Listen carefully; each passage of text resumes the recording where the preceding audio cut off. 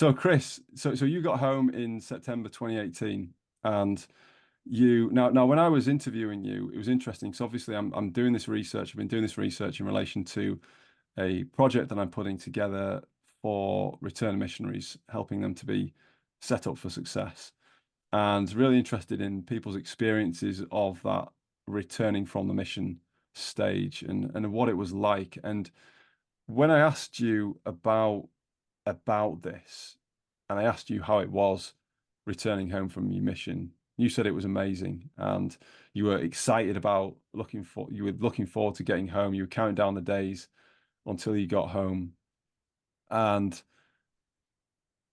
that was an interesting starting point because for some missionaries it can be a mourning period where they don't want to go home. They've adapted to not just missionary life, but also the culture of the country that they're serving in, assuming that they're in a different country. But for you, it was quite different. You were raring to go home, counting down the days. Tell us about that. Tell us about how you were feeling about the mission in the twilight moments and also your anticipation of going home. What was it that you were looking forward to so much? Yeah, good memory from a few weeks ago. The reason I mentioned that is because I think I felt a lot of missionaries that I was around, um, whether it was authentic or unauthentic, I don't know. All I knew is that I honestly, authentically wanted to go home, and I felt like everybody else was quite the opposite. Like they were, oh, I don't want to talk about it. I don't want to talk about when I have to go home, and I don't want to mention it because I don't want to go home. And it did make me wonder if I was a good missionary, because if I really loved it and was really good at it, would I want to stay or would I be happy back on home? But I could unavoidably and very indefinitely say I wanted to go home as soon as possible, which is what it is. Just give me a sec while the train goes. Um, and so yeah, I don't know what exactly was different about me than other missionaries, but I definitely wanted to go home and just be with the family, be back to normal life. Uh, for Obviously I'd missed some parts of it, but yeah, I was excited to be done as well. Yeah, and that's the thing, isn't it? It's a delicate balance because there's this sense of duty when you're going on a mission that you do so out of duty. You're fulfilling your duty. You're being not just a good missionary, but a good person as well. So you can feel very much like your identity and your sense of goodness or rightness is very much tied to your desires. And so it's not an easy thing to say that actually I wanted to go home and genuinely feel like that. And you weren't in a situation where you'd just left the mission early and just gone and called it a day at that. You were going to do the mission, but actually you were looking forward to it being done and dusted and going home. And I think that all missionaries feel like that. I definitely felt like there was a sense of anticipation, looking forward, if you like, to going home, but also there was a cognitive dissonance there because there were many reasons why I wanted to stay, in particular, not just in the mission, but also in Madagascar. So what happened when you got home? Because another thing that I picked out from the conversation that we had when you did the interview for the research I was doing, it was really interesting. You gave a dual answer to the question of your adaptation to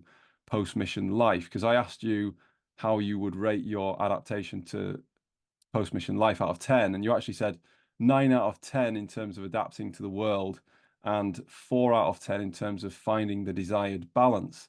So tell us a bit more about that and why there was such a difference, there's such a spread between the answers, this 9 out of 10 and this 4 out of 10. Yeah, I think it's because I was very easily back into my uh normal life. So I was very easily, it wasn't hard for me to go watch movies or um, get a phone and text and play phone games. Like it wasn't hard for me to get right back into a normal young adult life. and that was just very easy, and I was excited to get back to normal. I was excited for uh, just a feeling, kind of this freedom or this, yeah, just on no more missionary rules. So I had no problem getting back to normal life and back into the clothes and the friends and the fun, but I didn't have a good balance because I felt there was uh I kind of shifted into a like, oh, now I can go back to normal, which I thought is what I was doing, but I wish I would have realized there's actually quite a few things, quite a few habits, and quite a few personality, maybe character traits that I would like to hold on to and not transition out of in the name of going back to normal. So Yeah. So your conception of normal, as in normal life, not being a missionary, being back at home, was that static where it was before you gone on your mission? So you went right back into where you were pre-mission. Is that fair to say? yeah, and not right back. I had changed quite a bit, but was trying to go right back essentially. Hmm. Yeah. Okay. So what exactly did that look like? You mentioned a few material things in there, like clothes and what have you. What were you doing? What was your sort of milieu, your environment like? What sort of activities were you doing that you were looking forward to? Who you hanging out with? Those sorts of things. Yeah, it was more a attitude more than anything. It was going back to a frame of mind that was not missionary like. And if you can imagine, the missionary frame of mind was everything outward looking. It was, serving and teaching and blessing.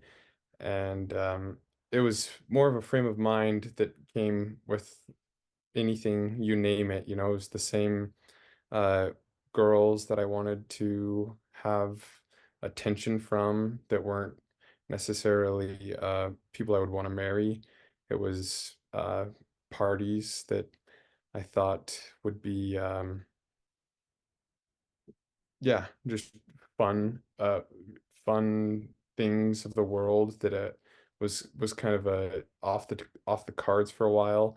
Um, just caring really just caring about the opinion of the world. As a missionary, you can't care about the opinion of the world just because um it would crush you mentally if you did care because you're uh, going against what the world finds acceptable and cool on almost every way.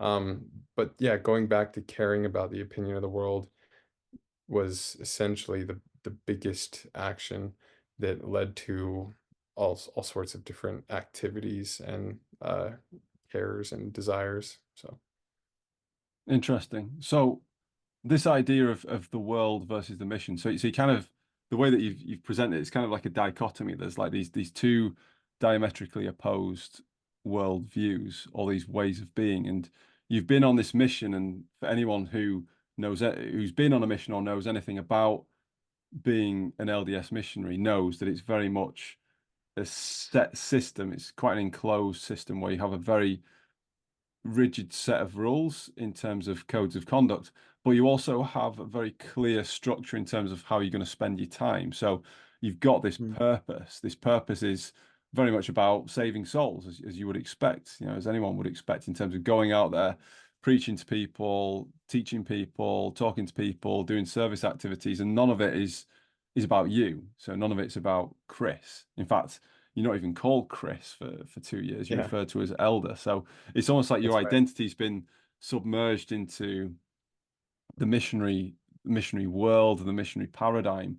And then all of a sudden you come out of that and it's like, okay, right, well, where did I leave off? Where was I sort of thing? Who am I now? What do I want to do? So these things that you get back into, you mentioned about tell me about the girls that you're hanging out with. You mentioned that they're not girls that you would necessarily want to marry. Why is that important? Where does marriage come into this? Because you're a young guy. How old were you when you got home from your mission?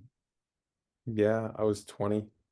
So you were 20 years old. So that's a young age to be thinking about marriage. So what's the problem with spending time with girls that you don't necessarily think in terms of marriage material, for example? Right. I think in that instance, why hang out with a girl at all? You could have a couple reasons, right? One is because you care about creating a long-term relationship and finding a partner that would eventually lead to marriage, right? And whether marriage comes 10 years down the road or 5 years down the road, that could be a reason why you're dating or hanging out with a girl is because you want a long-term partner, or the other motivation or reason you could hang out with girls would be for a short-term excitement, but n nothing really long-term, more of a short-term wrong rather than a long-term right. That's kind of the two different mindsets, and I think I fell into a more short term. I wasn't I w I The reason and the intention of hanging out with girls was not to find a long-term partner, but it was to find short-term excitement. So that's where I didn't care about the quality, but was looking at other standards that the world would set, and I was yeah, looking for more ego as opposed to something long term and sustainable and quality. So yeah, that's what I would say the different mindset I had was. Yeah, interesting. Because of course, I mean, we're talking about hanging out with members of the opposite sex almost purely like what like we've kind of honed in on the idea of marriage here. And so, of course, we should point out that you can just be friends with girls as well. You can have friends with girls without there being some sort of an intention to marry or if, for some sort of thrill seeking or whatever. But I think it's interesting in terms of looking at this, Chris, when you mentioned about quality. So, what do you mean by quality? Because there's a difference in terms of how you would put the world's view of quality versus what you're talking about in terms of quality. So talk us through what are the different sort of standards. What does the world see as quality as you see it, and what does quality look like in terms of finding someone who might be someone that you would choose to settle down with? Yeah, great question. Personally, the two attributes that will uh explain the world's view and my view are of quality is the world's view might be something around Instagram followers or something like um, social media videos and maybe things specific to the person's fitness and body and attractiveness. And of course, attractiveness is also in my list of quality, but the the real quality, in my opinion, would be um, someone who is patient and someone who is well, I prefer unassuming, and specifically someone who I could see myself going through the hardest times of my life with and also raising kids with. So I was looking for very specific things in my version of quality, and those are some of them. And the world's view is doesn't really value some of the th same things that I did. Yeah. So it sounds like you're looking for,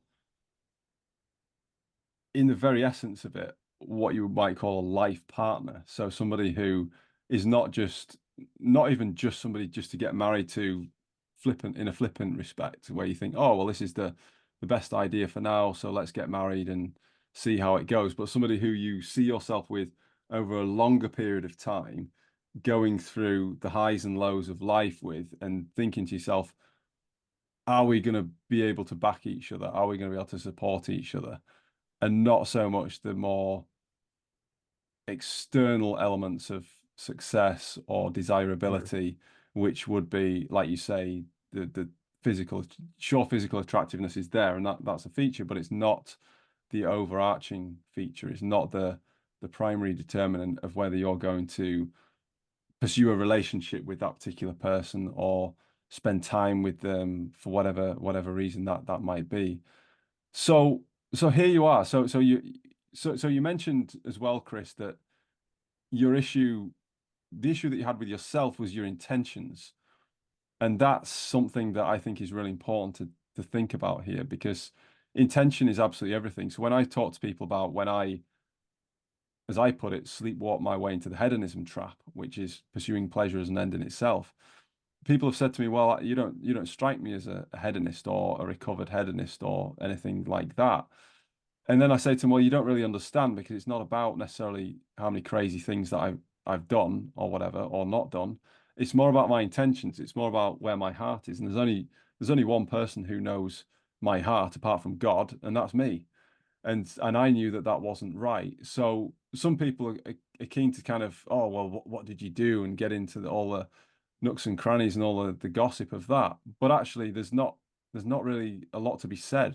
It's more about Hmm. where my heart was than Hmm. anything else. And because I know that, and because I know the difference between who I am or who I feel I ought to be Yeah. as in relation to my connection with God versus how I was, I knew that I was way off it. So Yeah, did you get exactly. You could be robbing banks or struggling with a improper thought of jealousy. Like it doesn't matter where you are on the Richter scale, you'll end up being everywhere if that one piece of intention is where it shouldn't be, right? Yeah, yeah.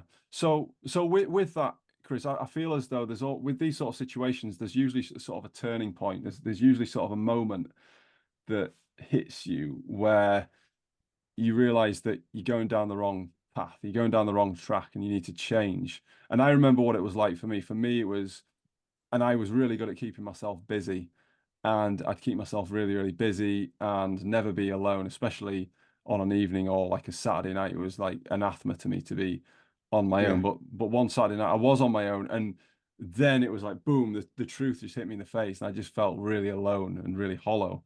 And it was this moment where I had to ask myself who I was, who I'd allowed myself to become in the couple of years since I got back off my mission. So, did you have a moment like that yourself in your own journey? And what did that moment look like for you? I 100% agree with the um uh, making no room for God space in my life in this state of my intentions being um hedonistic. It's a great word. It was very like it was like that. It almost felt like looking back on it, right? You can see in hindsight, it felt like I was constantly running from um change or running from coming to myself, right? Maybe running from my conscience. Maybe that's the best thing that I could have been running from, or from uh the hand of God reaching out to me. I felt like I was running and I was making no space for it. That's so true. I didn't like being alone, so just, because of that, I was at a party, and it was a party that I was hosting with my friends actually. And I remember we were doing these parties, we were hosting them every weekend or every other weekend, and I would get you know, all dressed up nice, looking cool, looking real cool, and really caring about who I talked to, how I looked, and how I interacted at this party. And just thinking about it just makes me feel sick for um, how stupid and empty it is. So I'm at this party, and I remember I did a flip off the tramp and then landed weird, sprained my ankle. And I hopped into my house, and my ankle was sprained. It's like a 3-degree tear, couldn't even walk on it. And I was laying on the ground. My brother's girlfriend wrapped it up in a wrap, and then I just went downstairs in the basement and I laid on the bed, and I could hear in my bed, laying in the dark, I could hear the I could hear the music out there, and everyone that I invited. and just had this moment where I realized this sucks, and I was just so empty, and I was so disappointed with where I was 3 weeks or 3 months. I don't know, one of the two is like a few weeks after my mission. I was so just um yeah, I was so disgusted and so empty. And I remember I had a dog tag necklace on and I ripped it off my neck and I threw it on the floor and I just obviously it was an emotional time and I was just telling God I will never care so much about my image, so much about myself ever again. I promised him I would never wear a necklace again. So that was my promise. I was like, I'll never care enough about my self appearance so much that I wear a necklace every, and nothing wrong with necklaces, right? This was just my internal battle and desire to never turn back to this self-consumed mind frame again. And yeah, that was the turning point. It was just a moment of soul emptiness. And I remember I actually reached out and just kind of let God in and said I want a chance to try again. And I was just filled with a lot of love in that moment. So obviously the emptiness combined with a 180 flip with being filled with love was enough to change me. So I think that's extraordinary because I think you had that moment of humility. So you did because you did a backflip off the trampoline and then you mhm, hurt your ankle and mhm, you kind of incapacitated at that. So physically you're incapacitated. So right. it's almost like you're forced to be on your own. You're forced to be Yeah. away from Yeah. you were Yeah. forced to be away from everybody else, from Yep. all the cool people. And th Yep. there's nothing cool about being injured, right? Nobody wants to Yeah. be so like the cool people don't want to be associated with the person who's spraying their ankle off the trampoline. Yeah. That's just not a good look at all. But there Yep. you were. Exactly.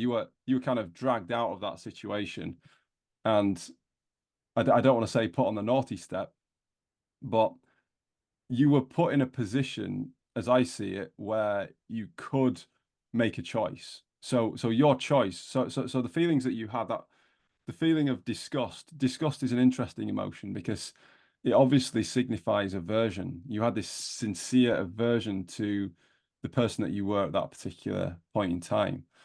But in Yeah. order to have that, you have to know something better than that to have that aversion, right? You have to have a Sure. standard already in order to Sure. have that aversion. Because if that's all you know and you just kind of go Yeah. with it because that's just what you've always known and always done, Exactly. then you don't know any better than that. But you did know better than that.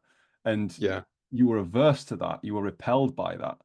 And then you Mhm. made a choice. Then you made a choice and you made a commitment. You made a promise to God and about the necklace. And like you say, no, there's nothing wrong with the necklace per se. However, this again is about intention, isn't it? It's about you knowing within yourself, why did I get the necklace? Why did I wear the necklace? What does the necklace represent? Because we talk about symbols, especially in a religious context, we talk about them generally in a positive way, don't we? We think, oh, there's all this symbolism and look how wonderful this is, and this means that, and this means the other. But actually, symbols can work both ways. They can be things that are negative symbols from places that we don't want them to have come from. So you make this really big commitment to God. Now, this is a big moment, and some people listening to this might say, well, that's great. You made that commitment in the moment. You're in a state of humiliation, a state of isolation.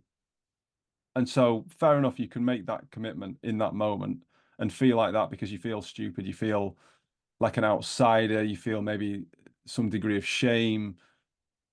You can do that then. How did you make that commitment stick? How did you keep your end of the bargain in that commitment after Yeah. the Yeah. moment of pain, embarrassment, and suffering had passed? Yeah. Great question. So, it was almost like once I let God in that moment, and now I really do like this idea that I was like running from God and he was pursuing me that whole time, those whole few weeks that I was pursuing the world, God was pursuing me. And as soon as I'd like to think that he pulled me back and he stopped me, right? And I was able to turn towards him. Um, it was like I said, love filled me where I was so empty. And so I felt very strong in the moment, but I agree, all the emotions of the evening and the injury, like how did I wake up next morning and then still feel this level of commitment? So in the moment it was extremely obvious to me, and um it wasn't just like a cool experience that I wrote down in my journal. It was just so obvious that I did some things after that night that I never stopped doing ever again, and it just was a change from then on. And I can talk about some of those things, but I do believe, like you said, I remember that night I was thanking God for the ankle injury, and I was saying thank you for um, I was just thank you for pulling me back, and thank you for just giving me another chance to repent, because I knew I was running from that chance. So I was Mm. very grateful for the ankle and everything that followed. So I realized that that alone time and that kind of God space that I created needed to happen again. So one of the things that I implemented after that night and ever since is, and obviously not every single day since, but for the next sustainable period of time for change, I woke up early and I went to bed early. So that was one thing I did Mm. that I felt like I should do. And my logic was everything that I was doing that I was disgusted and a little bit embarrassed about was happening in the nighttime. Every text that I sent that I thought, oh, why did I say that? I'm such an idiot. Everything that I said or did, or all of it was happening in the night. And then in the morning, I would wake up and be embarrassed. And I realized that that was one, I could prevent a lot of compromised judgment moments by going to bed early. And then two, waking up early is the best chance I have to see things clearly. Because I know I don't see things how they really are.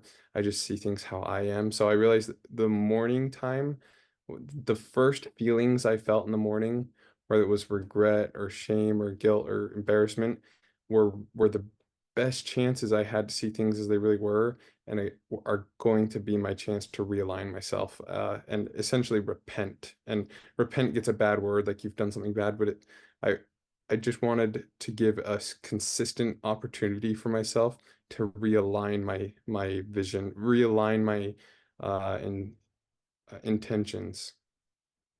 Yeah. Wow. There are a few really key points to pick out from this, Chris. And one of them that I want to go back to, and you mentioned it before, is that feeling in the moment, your moment of embarrassment, your moment of shame, if you like, when you do your ankle in and you're on your own. On the one hand, again, this is there's this duality there that's playing off against each side's playing off against the other. Where on the one hand you feel this sort of embarrassment that you've injured your ankle, you're on your own, and that brings a sense of shame in the eyes of the world, if you want to call it that, in the eyes Right. of the cool people at the party. But then on the Right. other hand, you have this time and space, this opportunity to reconnect with God. And what do you feel from him? Love. And Yeah. that's the amazing thing about it, because that comes it's something that, and this resonates with my story as well, because I remember when I was in the what I call the hedonism trap, and I was actually prompted to get a blessing from somebody, to get a priesthood blessing. So in the LDS church, we have blessings by the laying on of hands. And I had this really, I've never had a prompting like this before, but it was to ask somebody in my home ward for a blessing. And I didn't know why. And I thought it was really weird because he wasn't a family member or anything like that. But anyway, I did it. And in the blessing that he gave me, he told me that God loves me. Now, I've been told that all my life, right? I grew up Yeah. in the church. Yeah, God loves me. You know, Jesus wants me for a sunbeam, all this sort of stuff, right? But when I received that blessing, instead of feeling as low as I did, like I was eating proverbial spiritual pig swill, like the prodigal son or whatever, it was like electricity went through my whole soul. I just can't. That's the best way that I can describe it, and even that's not adequate because it was like an experience that I had like no other, and I was lit up in the best possible way you could imagine. And after that, it was like, click, I'm back. And I knew what I needed to do. I knew what I needed to stop doing. And although I wasn't perfect after that, it just got me right back on track. It was that love, knowing that actually God isn't there like about to throw down a bolt of lightning to hit me with, or to curse me, or to knock me down, or anything like that, or to point his finger at me and judge me. God is actually saying, I love you. I still love you. Hmm. You can come back to me and we can try again. And that really made a massive difference to me. And for me as well, it was changes like you say. So you made some changes after that pivotal experience to make it stick. And the one that you mentioned is about bedtime. And I think that's so astute that you picked up that parallel, that actually all this bad stuff is happening at a certain time of night. And actually it's impacting on the day that I have the next day, in the morning that I have, and the clarity that I have in the morning. So you just knocked out the late night. So you changed your habits, you changed your environment as well. I had a similar thing where I had to change, or I felt I had to change my friendship group as well. I didn't think that the people I was hanging out with were bringing the best out in me. And so I had to change that. And that's what I think is so important, is this idea of environment and habits, because then this is what I speak to my mentoring clients about as well, is about, who is it that you are right now and who do you want to be? Hmm. Once you figure those things out, once you figure out your current situation and who you are in terms of your well-being, your health status, your character, your competence, and then you figure out who it is that you want to be, the rest is fairly simple, because then all we need to do is we need to figure out the environment that you need to create for yourself, the habits that you need to create, and then we need to talk about any support, any additional support that you need. But most of it's going to come from you and the decisions that you make about your Hmm. environment and about the habits that you're going to make. So you made habits, but you also broke habits as well. So you broke the habit of staying up late. You made the Hmm. habit of going to bed earlier instead. And then you created the time and the space to do this. Now, again, some people might be listening to this and thinking, well, that's all well and good, but surely you had opposition in doing this, right? It's not just a case of, oh, I've made this decision, push a button, and that's it. Surely you had opposition in changing this, because you were organizing these parties, whether they're every weekend or every other weekend. What did other people think about your choice? What was their response to this awakening that you had? Yeah, it was I probably could have handled it better, to be honest, because, family and friends that are all my age and all in my associated friend group. I don't I can't speak to any of their intentions because I think that I was they but they were all doing the staying up late fun with me. And when I had this experience, um I was so like that love, when you feel the emptiness to the love in such a concentrated short period of time, and it's such a dramatic change. Nothing can Nothing has ever made me feel so bullish about something in my life. Like, I've never been so motivated. I've never thought that the opinions of the people out there while I'm down here were so insignificant and stupid, and the disgust. It was just, I felt so motivated, like nothing I've ever felt about anything. Um, and so, yeah, I really did just turn down every late night Denny's run, every stay up and watch an episode before going to bed. Like, I turned down um ask after ask after ask, and we were all living actually in the same house, right? We are all like college students, so we were living in the same place. So the environment didn't change, and I wish it did, because I offended and still have some people who resent me because of turning down shamelessly turning down every single ask for months. And so I think, you should change your environment. For me, I was so incredibly bullish on this new version of myself that I didn't change my environment and I still shut down every prospect of um, wavering from what I wanted, and the result was everybody else in my environment resented me and kind of ruined some relationships. So I really wish I would have changed my environment. So That's interesting actually.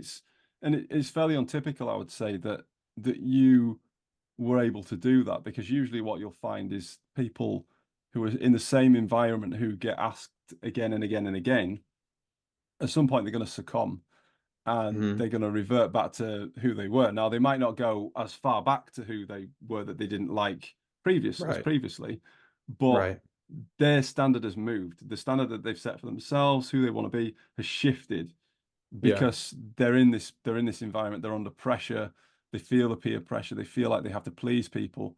Whereas with you, it was like, no, no, no, I know what happened. I know what this means. I know what this means in relation to my relationship with God and the path that I need to be on. And all your kind of requests, any jibes that come in my way, any twisting of the arm, it's just like water off a duck's back to me. I don't care, yeah, because I've had this transcendental experience with God.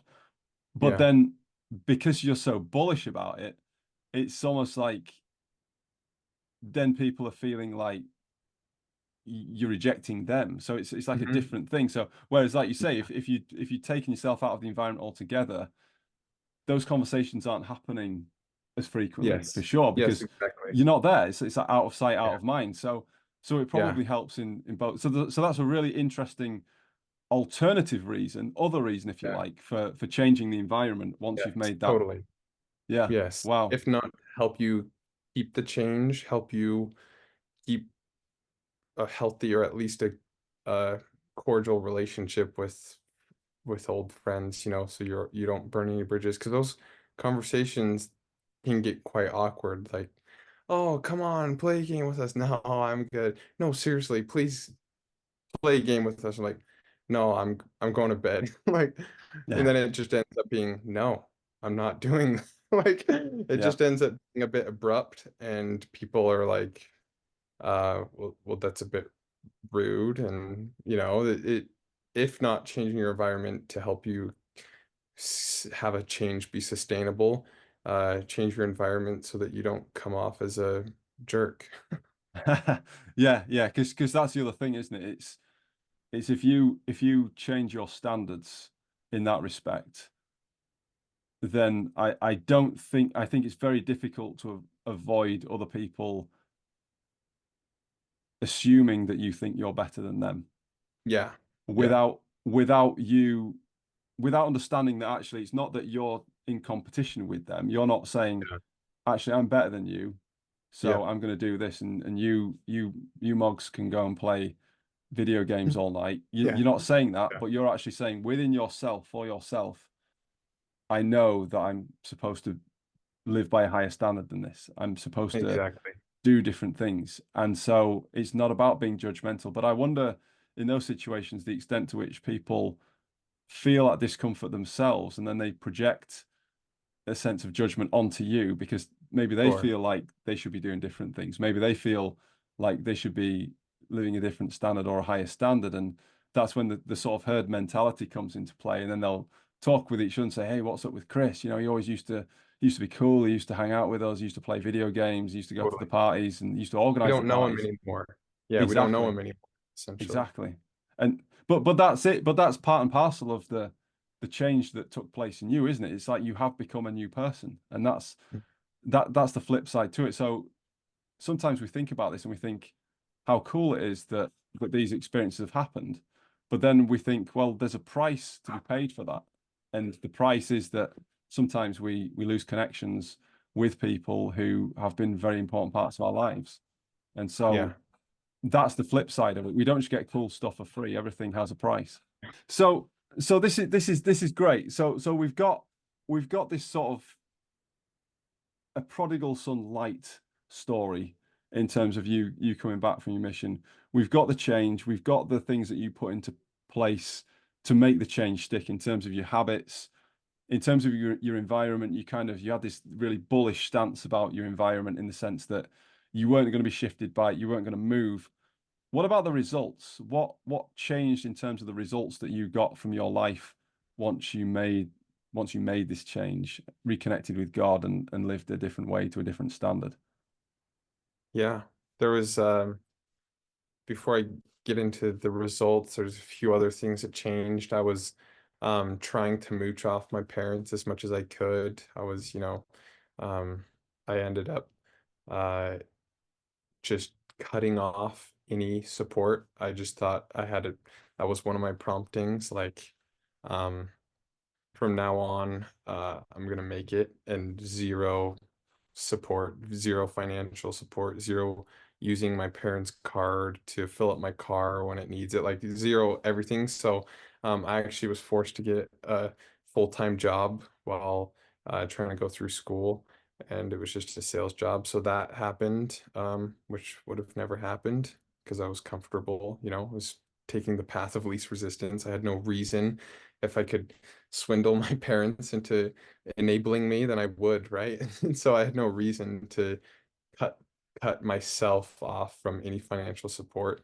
Um, but I felt like I should very clearly. And then I felt like I should date people, only people that would be good prospects and raise the kids that I would want, and was humble and meek, not quality in the eyes of the world, but quality in the eyes of what I wanted as a wife and a life partner. So I remember um, going on dates with a few people who um, I was experimenting. So I was like, well, let me date a few people who I don't find attractive, but I know have the qualities that I want, right? Like someone made a really cool comment in my institute class at BYU, and they said a really profound comment, and I said, now that person has quality, right? And I unfortunately didn't find her attractive, but I was like, I'm going to date this person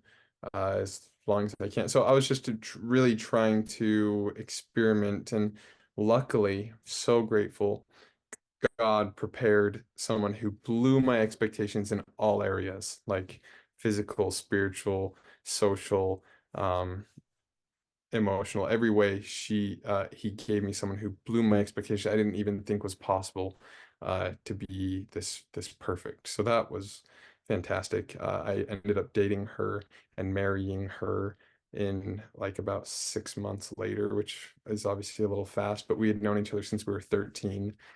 She just had not been converted to the church, but since we met had been converted and actually served a mission. So she'd always been the worldly stand, or the physical standard and social standard, but now she had the a spiritual and other standards that I wanted. So she, yeah, got married to her. We'd always been friends, so I think that's why we moved so fast. And then yeah, that was it. I had a good job and a wife, and it's gotten better from there. Yeah, wow. And that's so interesting, isn't it? Because you think about how you could never have foreseen that. Because the definition of something being mind-blowing is that it's unexpected, and unexpected in this context in a positive way.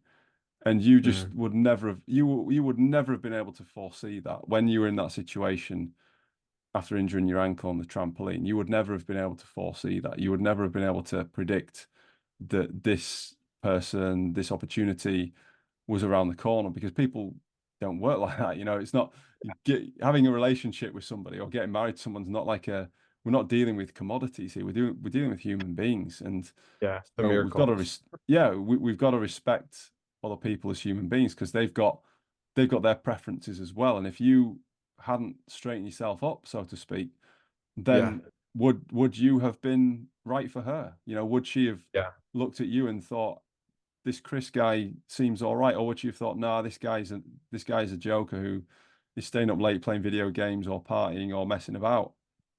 So, I was her literal worst nightmare in mm, 6 months before. I was her worst nightmare. Someone she mm, loathed. she loathed the person I was 6 months ago, and all these different changes that I mentioned, like getting a job, dating the right people. These things didn't come in that one night in my bed. These things came when I was making more God space in the mornings. Quite frankly, I would one prayer or one ask that was very easily answered from God, and how I pictured this whole miracle of starting a family. How I pictured that miracle was that that blessing was waiting to be given, and I needed to be in a place, or be in a place to receive it. And until I was actually able to receive it, it wouldn't be given, because I Mm. don't know if God works that way to give things that are outside of the law of his Yeah. all the laws that he set up. So I really, really prayed, and I said, How what do I need to change to receive, to be prepared to receive this blessing, right? Because I do believe all of his blessings are predicated upon obedience in accordance to a specific law. So I was like, what do I need to do to be ready to receive it? And it was like he was trying to give me the blessing, and that prayer was answered so easily. It was almost like before I Mm. finished the words, I had the exact thing that was really debilitating me on the top of my mind. And I don't know if answer to prayer comes easily for others, but that prayer, it came so readily as I came humbly, right? Really humble, and almost saying, look, I just want what you want, and I'm willing to pretty much change anything. So Mm. what is it? And it was very easy answer a lot of times. So Well, that's an interesting point you raise about that reconciliation, reconciling your will to the will of God. And it's pretty much the opposite to what we hear a lot of in the world today, isn't it? Where we have this phrase, you do you, I'm doing me, that this sort of mentality that the good life is to do whatever I want to do in any given moment, but it gives no attention or due respect to the longer term, because it's all grounded in this short term hedonistic approach, rather than actually what's the bigger picture here. And God, being omniscient, knows the end from the beginning, knows what's best for us, knows what the real desires of our hearts are, knows us better than ourselves. And so the paradox is that actually, if we submit ourselves to God and we reconcile our will to His and say, okay, what is it? What am I missing? What do I need to do to get this, or to make this work, or to make this progress, or to remove this blocker? We can get an answer, and we can get those answers. I think for questions like that, we're much more likely to get good, solid answers if we really want to know what those answers are, and we're ready to act on those answers. I think for questions mm, like that, oh yeah, you can find out those answers pretty well if you are sincere about asking them and you're prepared to do something about them. But if right, it's just a case of right. dipping your toe in the water and hedging your bets, then Yeah, what's the yeah, point? That's not really how it right, works. It doesn't work where you, oh well, actually on Fridays, Saturdays, and Sundays, I'm going to do me, and then the rest of the week, I'll do whatever God wants me to do. It's an integrate. It's right. finding that congruity. It's finding that integration between who I say I am and who I really am in every Mm, respect. So that's a fascinating one in terms of prayer, in terms of that relationship, because I like that you make the point that not everything came to you as a big bang, if you like. Not everything came to you on that one night. You didn't have the whole plan mapped out on a single night. It was that night was a stimulus for change. It was a watershed moment where you realized that change had to happen and that you made the commitment to that change. But it was through enacting the change, through the habits, through the continual process, the continual connection with God on a daily basis, that you got this stuff. And this is, you mentioned about blessings being predicated upon laws, that there are laws. If we follow those things, and these are things that God can't change, they just are the rules of the universe, and God is a God of order, that actually if we live by these these laws, these rules, then there is a positive consequence to that. Mm. It's similar in the sense of learning as well, line by line, precept upon precept, here a little, there a little. I like that as well, because so often we're looking for the big one, aren't we? You know, the big burning in the bush moment, the angel appearing on the road to Damascus or whatever it is, that we forget that these big experiences, if we have them, and not everybody does, not everybody necessarily needs them, but these big sort of seminal moments are the stimulus to change.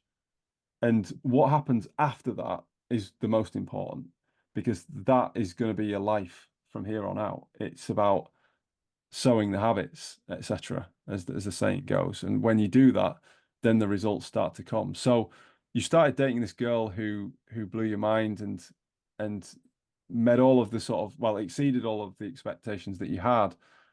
What happens next? Tell us the rest of the story. I think one other thing, one other aspect of why this miracle occurred of marrying someone else who has their preferences and the fact that she married me, it was a miracle, and it took way more prayer than I would have ever imagined, and which is interesting. Maybe it's just me, but I felt like it was quite literal, just a miracle. So, um, one thing that was different is the control that I wanted to have on the fate. I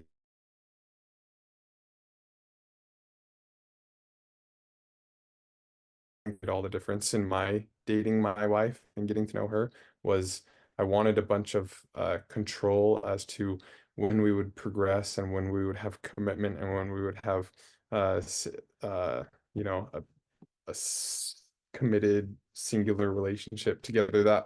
That was something I wanted to have painted out. And as I was, falling in love with her, it was hard to not have that kind of control and knowledge. But I realized, yet I feel like the only way we were able to fall in love and realize that each other was the person we wanted to date was because of that letting go of that control and that desired um that desired control. Interestingly, I feel like the one thing that led her to really loving me was me being willing to just um, kind of give it up to God, give the future and the fate of someone who I had fallen in love with completely up to God. So that's one thing that I see a lot of other people do is they try and take control over what happens before they pursue or before they fall in love. And it's really scary to, like I said, it took way more prayer than I ever realized would, but I think keeping the control with God and letting him be the captain of the fate is essential, and being willing to let the other person have their agency if it's not you, always giving them the most agency possible was a huge factor in me and Emma falling in love. That's a massively important point. I mean, it talks to a few principles there, Chris. Obviously, it talks to love, what it means to love. The way I define love is pretty simple. It's putting the needs of others before our own desires. Simple as that. So I think it involves that because people need their autonomy. They need to be autonomous. They need to have control over their own lives. They certainly don't need any degree of coercion or tyranny from other people. So there's that side of things. But I think in terms of giving it up, and again, it's an act of faith, isn't it? It's an act of faith to not try to tyrannize somebody or manipulate somebody or control somebody Hmm. into making a Hmm. decision.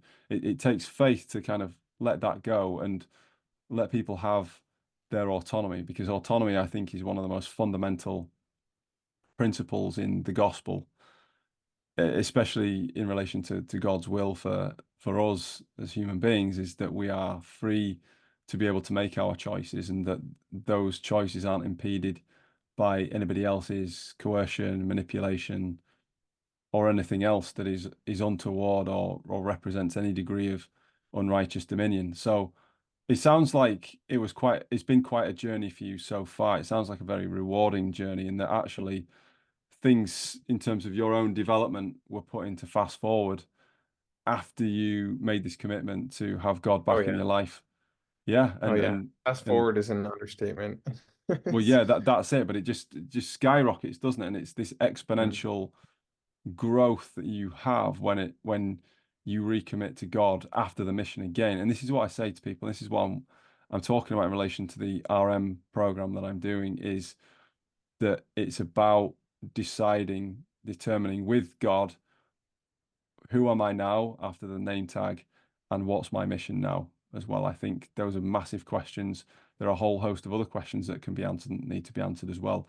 But those questions are huge and can make a massive difference so that people aren't just swilling around in this nihilistic, hedonistic malaise of whatever, this really average, insipid life of pleasure seeking, whether it's through video games, whether it's through thrill seeking in the moment, parties, whatever it is. And there's nothing wrong with playing video games at times or going to a party or whatever. But again, it comes down to the intention, doesn't it? If our intention is off, like they say it says in the scriptures, the love of money is the root of all evil. It's not that money is mm, evil. mm, It's almost like the pursuit of pleasure as an end in itself. You could say that that's somewhere close to mm, money as well.